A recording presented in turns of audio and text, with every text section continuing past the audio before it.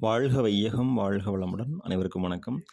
Dear friends, இன்றைக்கி நம்மளுடைய pharmacy information நம்ம டிஸ்கஸ் பண்ண டாபிக் என்ன அப்படின்னா, நம்மளுடைய Tamil Nadu master of pharmacy entrance எக்ஸாமினேஷனுக்கு ப்ரிப்பேர் பண்ணுறதுக்கு எப்படி நம்மளுடைய கொஸ்டின் பேப்பரை பார்க்கணும், how to see this question papers for MPharm entrance exam, I am searching but I couldn't find அப்படின்னு சொல்லி காவியா திருமல்லை அவங்க கேட்டிருக்கிறாங்க. ஸோ அதுக்கு விளக்கம் பார்க்கலாம். நம்மளுடைய தமிழ்நாடு எம்ஃபார்ம் என்ட்ரன்ஸ் எக்ஸாமினேஷனை பொறுத்த மட்டும் ப்ரீவியஸ் இயர் கொஸ்டின் பேங்க் நம்ம பார்க்க முடியாது. ஏன்னா வெப்சைட்டில் அவைலபிள் இருக்காது.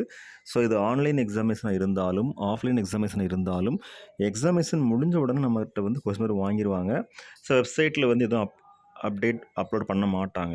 ஸோ நம்ம எப்படி கேதர் பண்ணிக்கலாம் அப்படின்னா, மெமரி பேஸ்டு கொஸ்டின்ஸ் நம்ம ஃப்ரெண்ட்ஸு சீனியர்ஸ் யாராவது எக்ஸாம் எழுதியிருந்தாங்கன்னா அவங்கள்ட்ட எக்ஸாமினேஷன் முடிஞ்சதுக்கப்புறமா ஒரு 50 கொஸ்டின்ஸ் இல்லை 100 கொஸ்டின்ஸ் கேதர் பண்ணி அதை நம்ம ஷேர் பண்ணிக்கலாம்.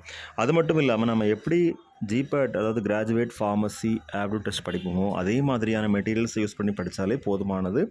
அது மட்டும் இல்லாமல் நம்மளுடைய pharmacy council of India syllabus and regulation இருக்கும் இல்லையா, அதில் கோர் பேப்பர்ஸ் எல்லாமே நம்ம கவர் பண்ணி படிக்கக்கூடிய பட்சத்தில் அந்த மாதிரி எக்ஸாமினேஷனை மல்டிபிள் சாய்ஸ் கொஸ்டின்ஸ் பேஸ்டு கொஞ்சம் ப்ராக்டிஸ் பண்ணோம் அப்படின்னா ஈஸியாக கிராக் பண்ணிடலாம்.